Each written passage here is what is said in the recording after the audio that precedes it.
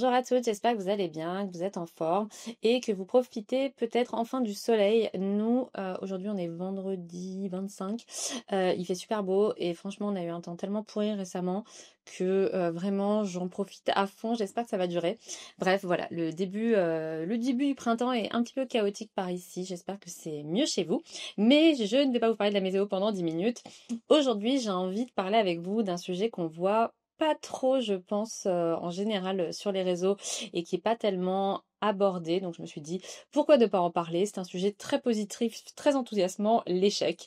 Donc l'idée, c'était que, évidemment, on va toujours vous montrer que tout va bien, que tout est beau, parce que il y a quand même une doctrine de si on envoie du positif, on reçoit du positif, si on envoie du négatif, on reçoit du négatif. Et surtout, je ne pense pas que quand on a quelque chose qui marche pas du tout, venir dire c'est un désastre, ça va pousser les gens à l'achat. Alors que si on dit oh là là, vous adorez, c'est génial, bon, forcément, ça renvoie un message qui est plus enthousiasmant. Néanmoins, tout le monde subit des échecs. Enfin, je veux dire, j'espère peut-être qu'il y a des entreprises où tout fonctionne tout le temps, mais moi, là, ça fait 7 ans que Listeller a été créé et évidemment que tout ne fonctionne pas.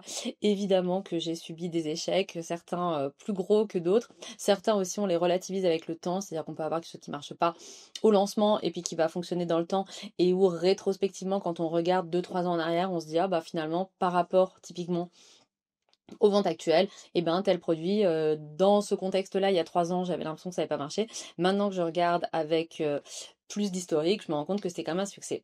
Mais j'ai quand même envie de vous parler, moi, de deux gros échecs, des vrais, voilà, des trucs où vraiment ça ne marche pas, ça ne veut pas.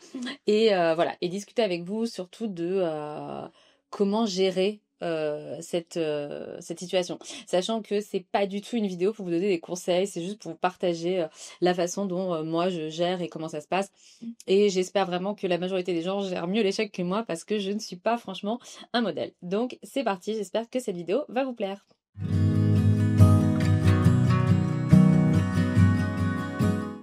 Donc dans cette vidéo, je vais d'abord vous présenter deux cas, deux gros échecs que j'ai vécus. Un il y a plusieurs années et un très récemment. Vous expliquer un peu comment je l'ai vécu, comment je l'ai analysé et ensuite je finirai en parlant voilà de la gestion de l'échec de façon plus vaste et aussi de voilà certains les expériences que j'ai face aussi à les standards qu'on se met, les attentes qu'on a, etc. Donc ça reste, j'ai des notes qui sont juste là, mais comme d'habitude ça risque parfois d'être un peu brouillon parce que je prépare pas tout mot à mot. Donc, le premier cas, j'en ai déjà parlé ici plusieurs fois, c'était la capsule Self-Love. Donc, je pense que celles qui suivent les vidéos le savent déjà parce que j'en ai souvent parlé. Euh, En gros, pendant plusieurs années, on a fait des capsules pour la Saint-Valentin. Celle-là, c'était la deuxième et c'est une capsule qui n'a pas fonctionné.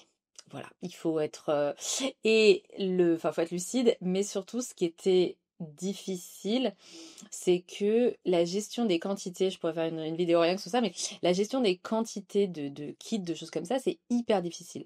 Parce que, et là, hyper récemment, avec Rouge Éternel, c'était exactement ça, c'est-à-dire que on va avoir un truc où on va se dire ah je sais pas si ça va trop marcher, je vais prendre mes précautions, je vais pas en faire trop, ça va être un méga carton. Je vais en refaire, ça ne va pas fonctionner. Quand j'en prévois beaucoup, ça ne marche pas. Quand j'en prévois peu, ça marche à fond. Donc c'est super difficile de trouver le bon où mettre le bon curseur. Et pour la capsule Self-Love, donc c'était une capsule, voilà, vraiment sur, on avait décidé de s'éloigner de la Saint-Valentin classique avec son partenaire, mais d'être plus sur le côté s'aimer soi-même. Et vraiment, moi je trouvais que tout était, avec Lise, qui est ma partner in crime sur la partie créative, on était fan. On avait fait développer le motif spécifiquement. On avait vraiment réfléchi, on avait un plan de com qui était hyper bien fichu, et moi je trouvais que oh, je me souviens que le shooting photo, on l'avait fait, il neigeait et du coup c'était un peu l'angoisse, mais vraiment j'étais hyper contente du rendu des photos, des vidéos, de l'univers et donc on en avait fait beaucoup, beaucoup, beaucoup de kits. D'ailleurs, je vois que j'ai encore un morceau de jersey. Oups. Je tiens mon micro à la main parce que je n'aime pas quand il est accroché là, mais du coup j'espère que ça fait pas plein de bruit bizarre. Voilà, donc j'ai encore un bout de jersey de cette capsule et moi vraiment j'adorais. Je savais que ça allait, on savait que ça allait pas plaire à tout le monde, on savait que ça allait pas être aussi, je sais pas moi, que ça allait pas toucher autant de gens par exemple qu'un motif comme Matryoshka, mais vraiment je trouvais que c'était l'idée était chouette, que le kit était sympa, il y avait un joli tote bag, il y avait voilà, méga échec.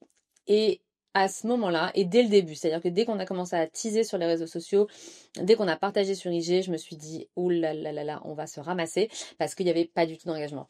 Donc les réseaux sociaux, particulièrement Instagram, je vous avais dit que je ferais une vidéo dédiée dessus, mais je m'en occuperai. Mais du coup, c'est quand même un baromètre. C'est-à-dire que quand on a une collection qui cartonne sur les réseaux, c'est rare qu'elle cartonne pas en vente et vice-versa.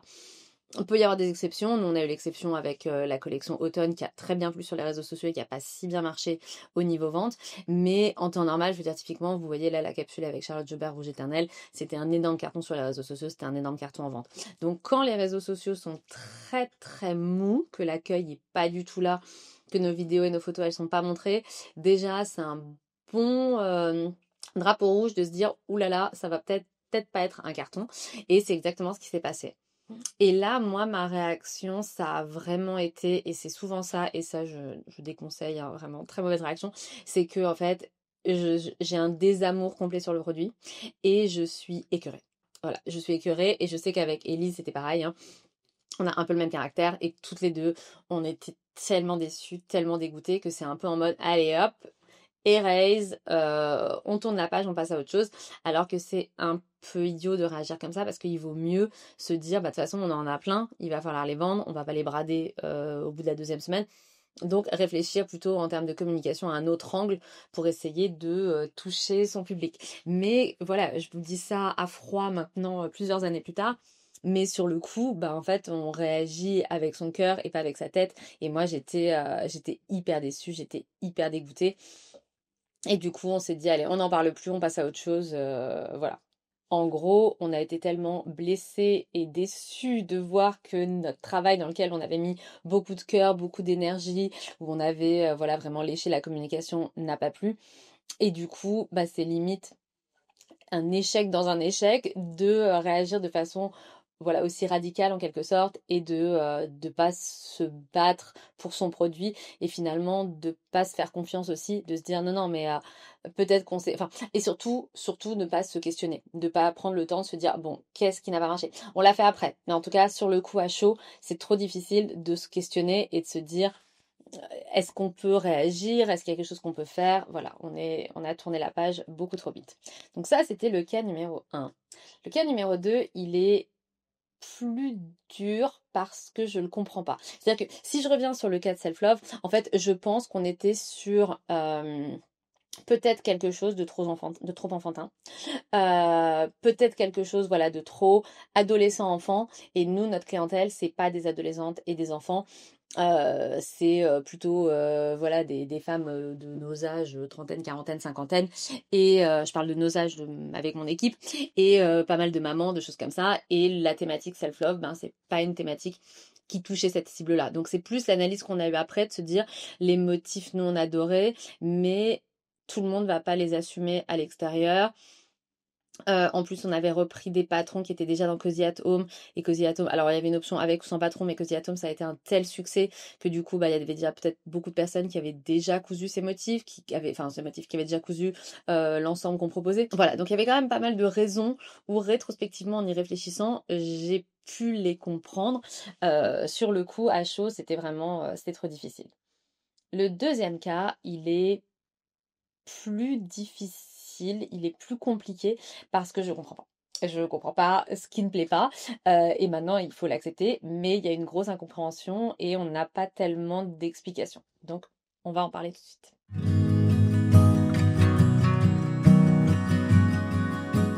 Et donc mon deuxième cas pratique, c'est la gamme enfant. Donc la gamme enfant, nous à l'heure actuelle on a 6 patrons, on a 2 patrons, donc nous c'est la gamme qu'on appelle petite, on a 2 patrons qu'on a sortis il y a très longtemps, et c'était aussi d'ailleurs dans le cadre d'une collection qui n'avait pas fonctionné, c'était, alors je réfléchis par rapport à ma filleule Iris qui a 4 ans, elle devait avoir à peine 1 an, donc ça doit faire 3 ans et demi qu'on avait fait cette capsule. On avait fait une capsule avec des motifs enfants, du jersey et du sweatshirt et qui avait pas énormément plu, mais là on avait mieux pareil encore quand même pas mal de moyens sur la communication etc, mais c'était moins un échec, enfin c'était un échec qui évidemment était difficile à accepter comme tous les échecs, Mais je le comprenais plus en me disant, ben moi, les tissus que je propose, ils sont un peu premium et du coup, ils sont chers. Ils sont faits, en plus, nous, le jersey à l'époque, c'était un jersey qui est GOTS, made in Europe. Donc, il avait un certain coût.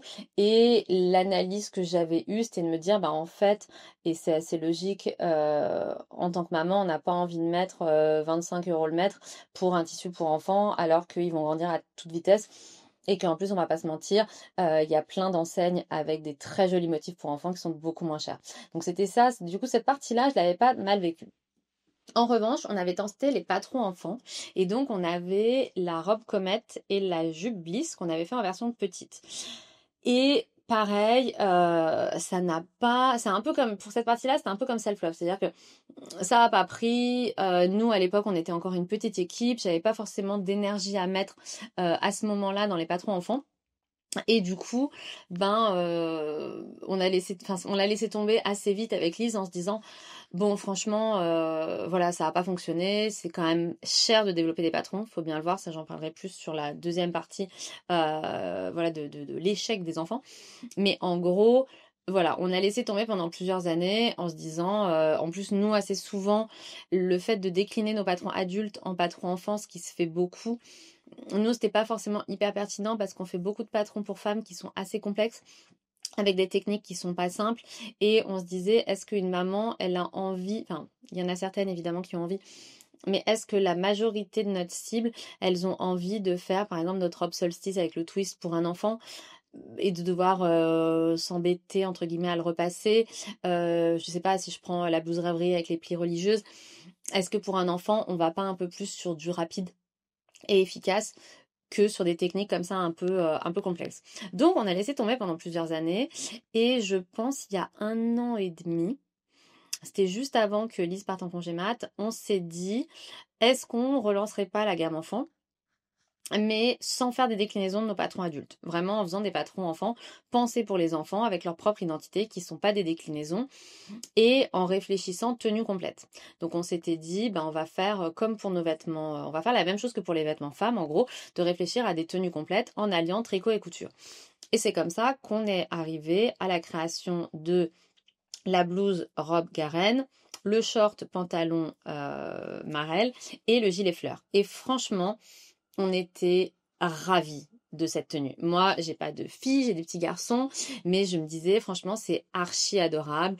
En plus, les patrons, ils sont quand même assez versatiles parce que le short, il y a la version pantalon. On a mis une broderie cœur sur la poche. La blouse, il y a la version robe, il y a la version avec ou sans manche, la version avec ou sans col. Donc il y avait quand même pas mal de, il y avait quand même voilà pas mal de déclinaisons possibles. On a travaillé le modèle, il se coud facilement, mais tout en étant vraiment bien travaillé. La blouse robe archi chou et on a conçu un gilet pour aller en dessous, donc il a été développé pour que le gilet se place parfaitement sous le col. Et c'est vrai que moi sur les modèles enfants, j'avais souvent entendu, enfin en tricot, j'avais souvent entendu des mamans dire il y a énormément de patrons basiques débutants, mais il n'y a pas des patrons un peu travaillés. Donc là, nous, on a fait un gilet avec des techniques qui sont intéressantes, avec une dorsette sur la manche. On a la broderie qui forme une fleur à la place de la poche. Enfin, vraiment, moi, je trouve ça adorable. Adorable, adorable. Et ça n'a pas du tout marché. Voilà, je vais pas vous mentir. Moi, je trouve que c'est hyper mignon. On a fait un shooting photo dédié avec des enfants, on avait des vidéos, etc. Donc après, vous avez le droit de me dire que vous aimez pas du tout, hein. Il n'y a aucun problème, je le prendrai pas mal. Mais moi, personnellement, je trouve ça trop mignon. Je trouve que ça fait une tenue qui est adorable. Donc, ça n'a pas du tout fonctionné. On s'est dit, bon, c'est le premier, il faut continuer. C'est un peu comme ici, je veux dire ici, sur YouTube, si moi, je regarde combien je faisais de vues il y a 7 ans de ça, quand je faisais le podcast dans mon salon avec une caméra toute pourrie sur mon ordinateur, je faisais 10 fois plus de vues qu'aujourd'hui, alors que voilà, alors que le temps il a passé. Mais je réfléchis pas comme ça. Donc c'est pour ça que ce qui est intéressant, c'est aussi de se dire que la façon dont on vit l'échec, elle est aussi personnelle en fonction des moments. Mais ce que je veux dire, c'est que c'est toujours une question de référentiel. En tout cas, nous, à l'heure actuelle, sur la collection enfant, on s'est dit non, non, non, mais t'inquiète, il faut le temps que ça s'installe. On nous attend pas sur l'enfant, mais il n'y a pas de souci. Au fur et à mesure, on va se faire connaître sur l'enfant, ça va fonctionner. Donc derrière, on a refait une tenue sur la collection hiver avec la robe Pixie qui est une robe chasuble Pareil, boutonné sur le devant avec des jolis détails. Là, on va proposer une broderie à faire dans la poche. On a un petit volant qu'on peut mettre ou qu'on peut pas mettre. Voilà, donc la robe, moi, je la trouve hyper mignonne avec des grandes poches. Et on a sorti le t-shirt pirouette, qui est un t-shirt avec aussi pas mal de déclinaisons, puisque vous pouvez faire un col clauding avec une patte polo dans le dos, ou un col normal, manche longue, manche courte, avec des patchs sur les coudières, enfin avec des coudières, ou avec un volant en pas. De nouveau, shooting photo, enfant, etc. Enfin voilà, et de nouveau, méga échec. Et vraiment, je le dis en toute honnêteté, c'est-à-dire que c'est pas, des fois, il y a des patrons qui marchent moins bien que d'autres. Non, non, là, c'est fou. C'est fou à quel point ça marche pas. Et moi, en tant que chef d'entreprise, je peux continuer à me dire, tant que je veux, ça va finir par fonctionner, il faut qu'on insiste, il faut qu'on insiste. Oui, mais ça coûte de l'argent, en fait, de développer tous ces modèles. C'est-à-dire que les patrons couture, c'est Lise qui les conçoit, mais après on travaille avec une modéliste pour gradation et autres. Après, il y a tout le temps de Lise et de Lola pour, de toute façon, organiser les tests, faire les vidéos, faire les schémas, créer le tutoriel. Il y a mon temps de relecture et ensuite il y a l'impression des pochettes qui coûte cher.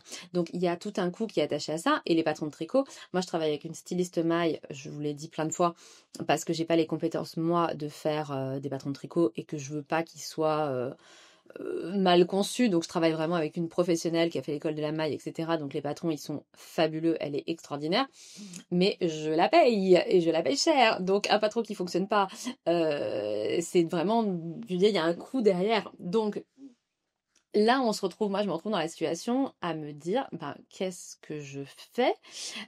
Typiquement, là, on devait sortir un patron de tricot pour enfants et le modèle, il est archi mignon. Mais du coup, comme on a tout craqué dessus dans l'équipe, on va le faire enfant et adulte parce que je suis sûre qu'il marchera plus en adulte qu'en enfant. Mais je pense que je vais abandonner l'enfant. Alors ça paraît rapide parce que finalement, bah, ça fait que 6 mois qu'on a relancé cette activité. Mais comme je vous dis, si on était sur un semi-échec, qu'on en avait vendu, j'en sais rien moi, même un tiers, sur le lancement j'entends, même si on avait vendu un tiers par rapport au modèle adulte, non, mais je réfléchirais. Là, on est vraiment sur, on va dire, on est sur un nombre de patrons vendus qui est absolument dérisoire et qui, moi, ne rembourse absolument pas les frais que j'ai engagés. Donc, je vais pas continuer dans cette voie pour le plaisir. Et du coup, c'est vraiment difficile parce que moi, je me questionne. Et avec Lise, on en parle hyper régulièrement et avec ma styliste aussi. Parce qu'on est là, mais c'est mignon quand même, c'est quand même mignon, qu'est-ce qui fait que... Donc après, au bout d'un moment, il faut faire un constat de se dire, soit c'est que ça plaît pas, et voilà, et on est à côté de la plaque, et des fois, on connaît les tendances, on suit les tendances, et on voit juste, et peut-être que pour l'enfant, je sais pas, peut-être que c'est plus l'unisexe qui plaît, alors que nous, on est plutôt vraiment plus sur les détails plus girly, etc. Ou alors peut-être que c'est juste pas notre cible et que nous, nos clientes, on n'a pas de clientèle pour l'enfant et que nous, nos clientes, elles cousent pour elles, mais qu'elles ne cousent pas pour leurs enfants. Donc voilà. Mais en tout cas, c'est difficile de faire face en fait à quelque chose dans lequel on a mis beaucoup de cœur et où on est convaincu de soi et de se dire, qu'est-ce qui fait que ça ne marche pas à ce point?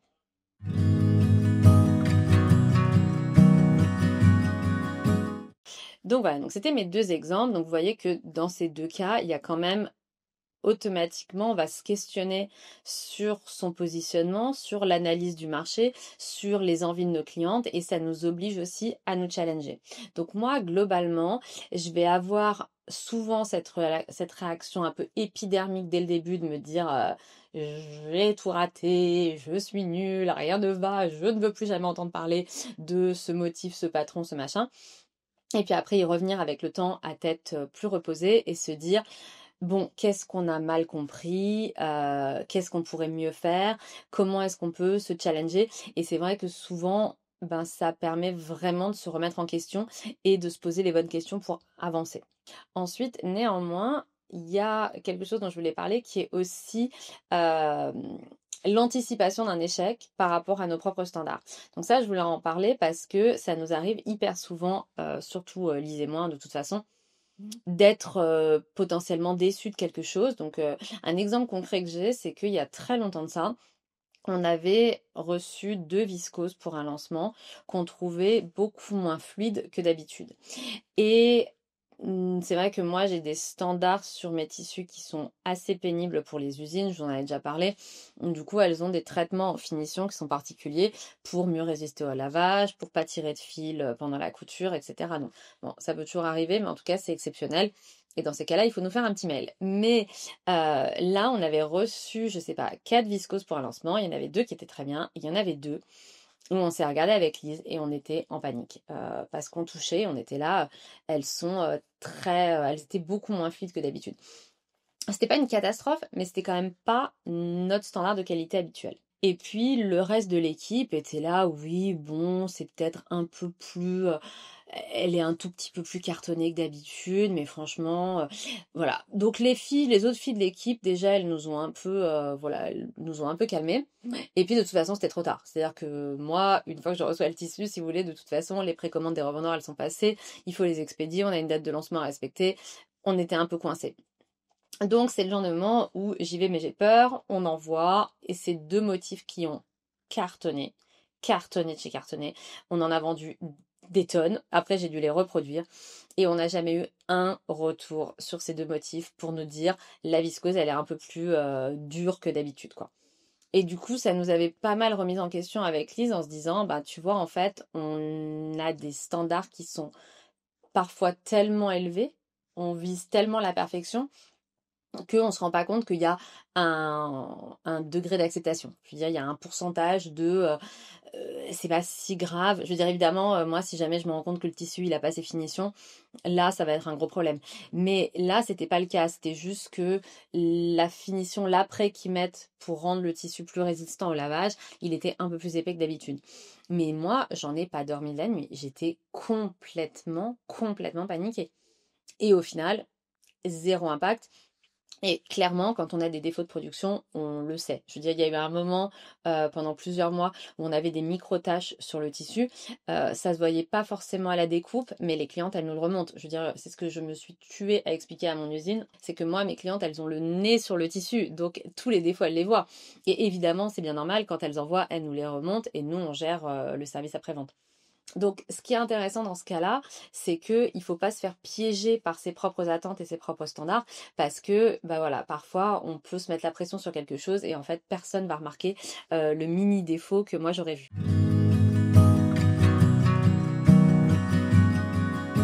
Et donc maintenant, bah, qu'est-ce qu'on fait? Comment est-ce qu'on gère les échecs? Moi, ce que je remarque, c'est qu'avec le temps, je prends plus de distance. Les premières années, j'étais catastrophée. Quand, je veux dire, quand je bossais d'ici, de la maison toute seule, s'il y avait quelque chose qui marchait pas, moi j'avais l'impression que la boîte allait s'écrouler, que c'était la fin pour moi et que j'allais retourner dans le monde du marketing et du salariat. Parce que déjà, les investissements pour moi étaient beaucoup plus difficiles à supporter. Voilà, au tout début, évidemment. Je veux dire, maintenant l'entreprise, elle a sa trésorerie, elle gère, etc. Mais à l'époque, j'étais beaucoup plus angoissée. Maintenant, je me rends compte que même quand on a des semi-échecs, même quand il y a des choses qui marchent pas, il y a toujours une vague de commandes et que j'ai jamais été, ça fait très longtemps, ça fait de nombreuses années que j'ai plus été dans une inquiétude par rapport à mes trésoreries, par rapport aux équipes, des choses comme ça. Ça m'est arrivé à un moment et ça m'a vraiment secouée parce que voilà, il n'y a pas que ma responsabilité, il y a évidemment enfin, il n'y a pas que moi, il y a ma responsabilité vis-à-vis de l'équipe. Donc ça, maintenant, si vous voulez, je suis beaucoup plus sereine par rapport à l'échec. C'est-à-dire que je sais qu'il y en aura toujours, ça arrivera systématiquement. Maintenant, c'est comment on rebondit et comment on se challenge, comment est-ce qu'on trouve des solutions. Et aussi, quelque chose qui a changé, c'est que maintenant, par exemple, comme Lise, elle a un caractère très perfectionniste comme moi, dans une certaine mesure, moi, je vais un peu essayer de la protéger et de protéger parfois le reste de l'équipe. Typiquement, comme je vous avais déjà raconté, on a fait un mauvais CSF. Moi, je vais être transparente avec mon équipe pour leur dire, mais je vais toujours tourner ça en positif de vous faites pas de soucis, c'était quand même, on a quand même des bons résultats. Il faut voilà, il faut qu'on continue à avancer et qu'on soit irréprochable parce que la période elle est difficile, mais je veux pas qu'elle s'inquiète. Et du coup, moi, ça m'oblige de toute façon dans mon discours à jamais être catastrophique et à toujours me dire, voilà, parce que comme moi, j'ai tendance à vite tomber dans la spirale de oh mon Dieu, c'est un drame, c'est la fin du monde, plus personne ne m'aime. Je sais que je peux pas faire ça face à mon équipe parce que je veux pas qu'elles paniquent et qu'elles aient l'impression que elles vont perdre leur job et que l'entreprise est en difficulté. Ce qui en plus n'est pas le cas. Donc il y a aucune raison. Mais c'est vrai que comme moi, naturellement, je vais m'inquiéter. Donc maintenant, avec 7 ans de boîte, j'avoue que j'ai beaucoup moins d'inquiétude. Je sais que un produit partira toujours tôt ou tard. Typiquement, les skis de self-love, on les a fini par tous les vendre. Alors c'est sûr qu'on a dû beaucoup embrader, mais finalement, ils sont tous partis. Les patrons enfants, j'avais les premiers Bliss et Comet, j'étais convaincue que ça allait marcher, j'en avais fait beaucoup. Maintenant, on arrive à la fin des pochettes.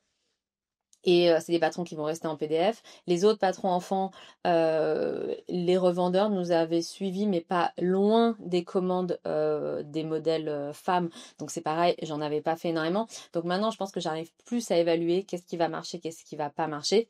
Même si j'ai toujours tendance quand même à me tirer vers le bas. C'est-à-dire que le bon exemple, c'est la collab avec Charlotte. Où honnêtement, j'en parlerai dans la vidéo vue pas vue du mois d'avril. On avait vraiment des grosses quantités. Mais moi, j'étais vraiment inquiète.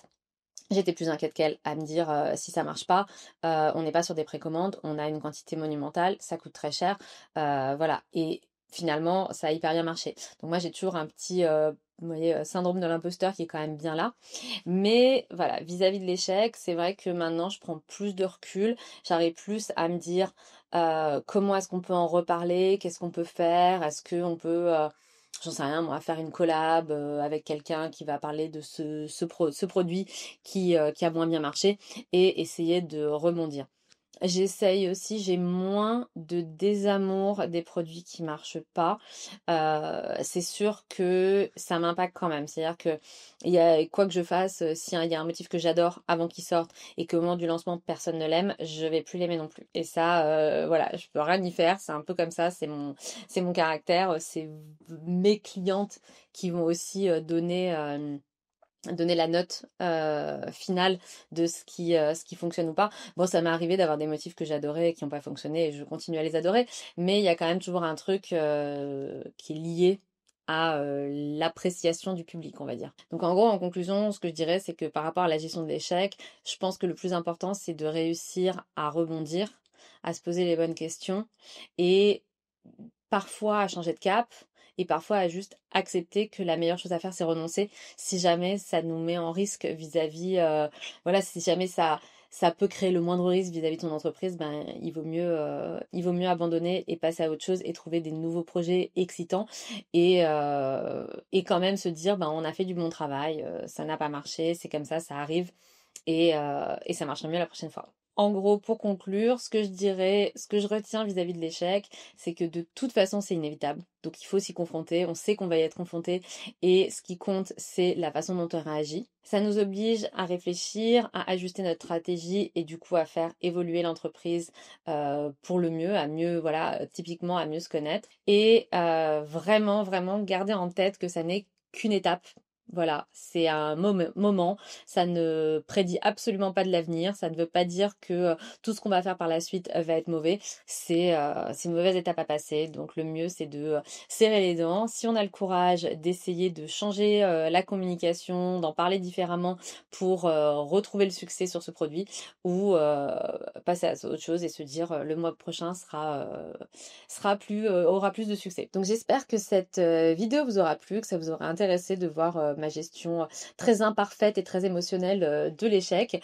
J'ai hâte d'avoir vos retours sur cette vidéo et de savoir comment vous gérez l'échec dans votre quotidien parce que moi je parle de mon point de vue d'entrepreneuse, mais des échecs il y en a dans tous les milieux, que ce soit dans nos loisirs créatifs, dans le professionnel, dans le personnel.